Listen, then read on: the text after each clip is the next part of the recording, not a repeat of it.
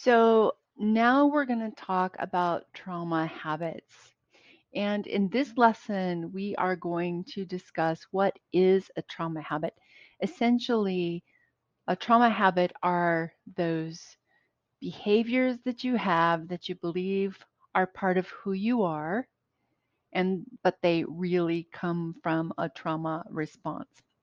So we want to be able to change those, but we can't change them until we recognize them. Once we recognize them, we can grow because if you never realize that you are having a trauma response instead of thinking that you're expressing your personality, then there are developmental gaps that happen, and we don't want our trauma response to keep those gaps open. So, in the next lesson, I'm going to talk about how to heal the developmental gaps. Today, we're going to talk about how trauma habits maintain developmental gaps. What you really want to see is identify your habit and recognize the gap. So, one of the most common trauma habits that I see for survivors are two. One is tolerating a high level of anxiety in our life. We just assume that we have to just live with the anxiety when you can actually change that by um, diaphragmatic breathing, by working the steps, by self soothing, or by tolerating physical pain. When we tolerate those things, we prevent ourselves from moving forward. And I'm guilty as the next person of tolerating anxiety, although I don't really do it anymore, don't feel it much anymore, but also tolerating physical pain. I was a child asthmatic, and so now and throughout my life, I've tolerated physical pain when I don't have to. So, for example, if I have a headache or some muscle pain, my partner will say, "Why are you suffering? Why are you letting yourself suffer?" And that's when I realized, oh, trauma habit, suffering without thinking that it's going to end. So, those are two trauma habits that are very common, but we're going to talk about some more.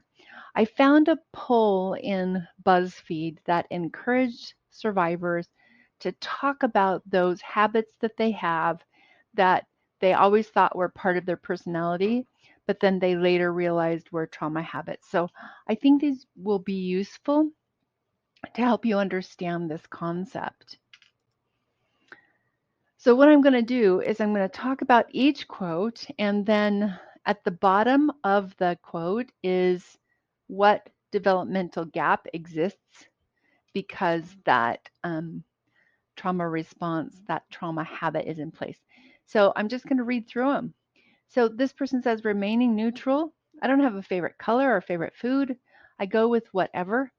If someone ignores what I want, I rarely speak up for myself because I generally don't care that much. I'm the quietest person in the room. I live in the gray area. Nothing is ever black and white or white for me. So this person, when they remain neutral, they don't have any preferences, and they stay in that space, the developmental piece that they're missing is knowing or asking for what they need.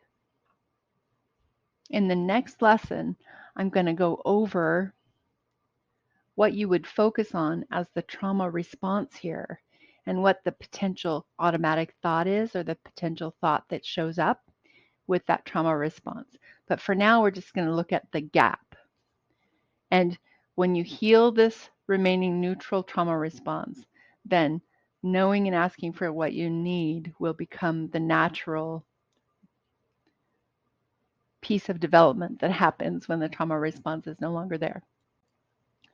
Hyperindependence, I thought it was a great thing until I realized it was born out of trauma where I could not rely on caregivers.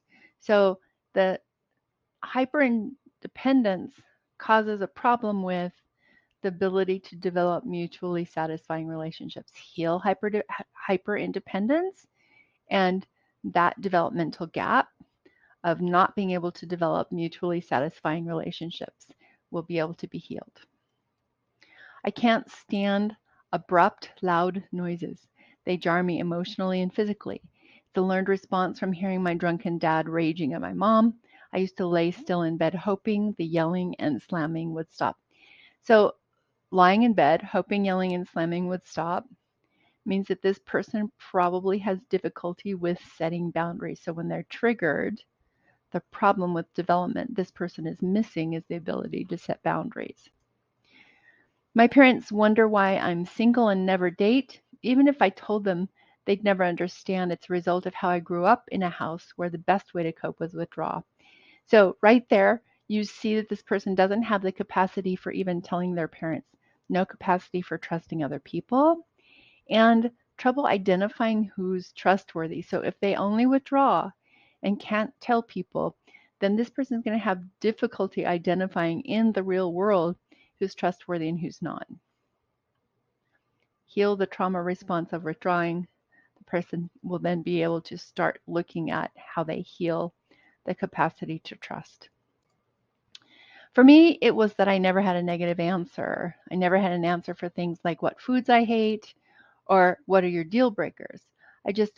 I was always okay with everything, never rocked the boat, never considered how I felt about anything. It was wild. Now that I'm in therapy, I realize it's because my needs, wants, likes, and dislikes never mattered. So I never even formed them. So this person's developmental gap is the ability to develop a sense of identity. Eating a lot. When I was a kid, my parents called me fat all the time and would say that I should eat less. My dad specifically would control how much I'd eat and shame me in front of everyone present whenever he saw me eating a meal. As a result, I would eat enormous amounts when no one was looking. Then I'd vomit it all later, cry and beg my mom and grandma not to tell my dad because he would beat me. So in this scenario, now she's eating and hiding behaviors. And what's missing here developmentally is the appropriate ability to self soothe. Now, as you're listening to these situations, one thing that you may notice is that maybe something like this comes up for you. And when you think about the trauma response that you have, if it's something similar and you notice, well, no, for me, it's not difficulty with self soothing, it's difficulty setting boundaries. It's difficulty saying what I need, which all of those could be true in this situation. So I'm giving suggestions. There's not a hard and fast right answer. Every person is different. But I'm trying to give you some ideas about what it might look like as you're starting to explore these issues for yourself. Next one, I'm so defensive when expressing my emotions and feelings, as though I have to make a case for my lived experience. Even when I do have all the receipts, all the reasons to know my experience is valid, I minimize my own feelings and express them just so that no one else can. I minimize my feelings as I express them just so no one else can. It drives my friends crazy how I can't tell a story without interjecting every other sentence with, but it doesn't matter. But I deserved it, or something to that effect. So this would be maybe potentially openness to empathy that would develop for this person if they healed this response, and practicing vulnerability, right? Hard to be vulnerable, so they dismiss their own feelings. Reading people's behavior, especially the people in my house. I pay attention to their footsteps, their tone, and their expressions. The, the developmental gap here is paying attention to personal needs, preferences, and desires, knowing what they are, being able to feel safe. Again, there could be more than one of these, and it is individual, but I'm giving you an idea about what they could be as we're reading through these. Having people feel extremely calm around me turned out to be a trauma response. More specifically, it was me keeping the peace. I never wanted anyone to be uncomfortable around me, which included compromising my own comfortability. And I was so proud of it too. So, here, if you're really worried about having other people be extremely calm around you and you're always keeping the peace and never wanting other people to be uncomfortable, you can see how that would limit your own self expression. So, that's one area of development that would be limited by this trauma response. Shutting down emotionally, I thought it was normal for me to not react, not to feel anything or not to express my emotions. I realized that I was like this because I was always emotionally abandoned as a child. I feel that it's useless crying for someone who won't be there for me. It's useless loving someone who would eventually leave me. That leaves the developmental gap of the capacity to draw comfort from relationship and difficulty practicing vulnerability. Both of those are developmental skills that help us be safe in relationship. And in this case, it would be developmental skills that would help her assume a positive outcome for relationship versus also a developmental skill of being able to determine who's safe and who's not in relationship. This person taking responsibility for other people's emotions. When we do that, what we're lacking is a clear sense of our own identity because we're not paying attention to our own feelings. That's the developmental gap. Crying from conflict. Crying when giving my honest feelings or opinions. It's difficult to stop and to feel safe expressing my feelings. So there we have self-confidence, practicing vulnerability.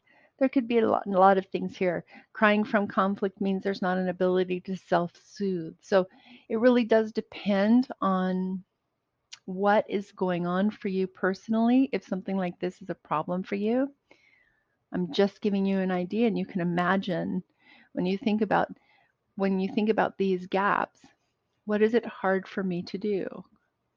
It's hard for me not to experience conflict without crying. So self-soothing is a problem here, right? That's how this looks. Next one is I used to be one of those. I am an empath, so I have to feel other people's feelings and therefore make them feel better, makes me feel better. People. Actually, it was just me internalizing the idea that my quality of life depended on specific people being in a good mood. So that's a lack of a clear sense of identity and a difference between you and other people. And again, the ability to set boundaries and the ability to self-soothe. So the ability to set boundaries is the ability to have healthy self-protection. Occasionally crying when I witness kindness and understanding because on some level I'm still surprised that what I needed so desperately exists and that someone thinks I deserve that. So that is the ability to self-soothe because he or she doesn't believe that someone could think they deserve that. So that fundamentally is a problem with believing you deserve self-care. Self-care is there and the capacity to withdraw comfort from relationship because she's rejecting herself. I say she, this was from a women's magazine, but these could apply to men or women. Getting anxious when people are super kind to me. I'm 2 months into a great relationship with someone super sweet, and I spend a lot of time reflecting and asking myself why he was being nice to me. Is it manipulation? Is it love bombing?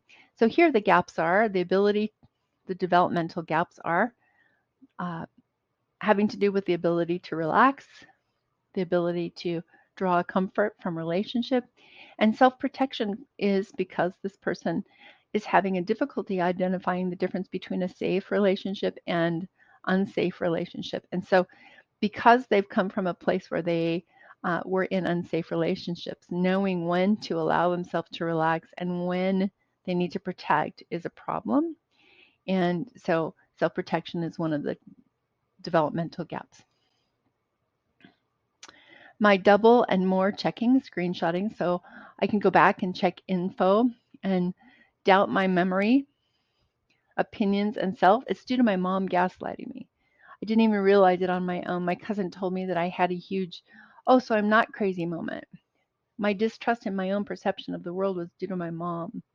I was praised for my communication skills, but they're likely due to me being intentionally misunderstood by my parents and them assuming the worst about me and me being autistic. So there we have self-confidence and self-esteem. And here is also the lack of the ability to freely express oneself fully. So I'm hoping you're seeing that as we go through these when we do the trauma responses, when we do the trauma behaviors, the trauma habits, that leaves some space that where we have not developed. and that when we heal it, we can develop those things. The next lesson, I will talk to you about what to focus on so you can heal those things and the development happens. I know I've already said that, but I think it's important to not feel overwhelmed by these slides that I'm showing you now, and to recognize that that's the end point is seeing the trigger, the trauma behavior, understanding what's missing for ourselves, and then what do I focus on so that I can heal that and get the development to happen in myself. So the next one is constantly saying sorry and thinking I did something wrong. I've been scrutinized for a long time by my dad. If I did just one thing wrong, it would mean I'm stupid with no brain. So that is lack of self-esteem, lack of self-acceptance, lack of self-compassion. Self-compassion meaning it's okay for us to make mistakes. We all do it. And being compassionate up toward ourselves when that happens. Next is isolating myself when I'm upset or unwell.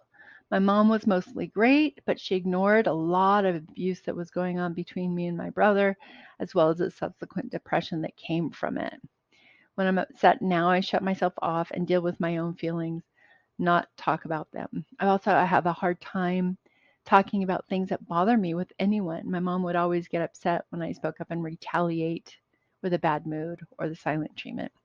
So that would be a problem with self-protection that would come out of that, and also a problem with the ability to freely express themselves and practice vulnerability, all of which are pieces that are really important for a healthy human to have.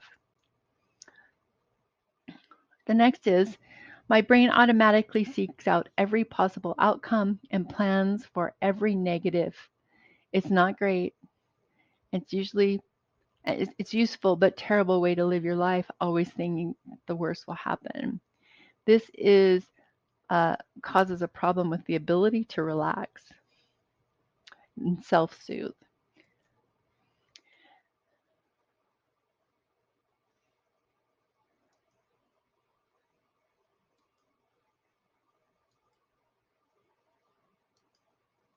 Hey, what happened? Oh, I'm clicking the wrong button. The next one is I don't let anyone pay for me or put me in a position where I might owe them.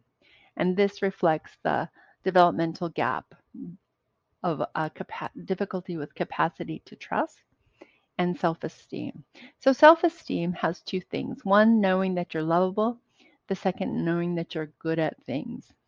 In this case, a person may feel unlovable, which means that they're always going to be taken advantage of. And so they don't let themselves get into a position where they might be taken advantage of and they have to owe someone without their knowledge.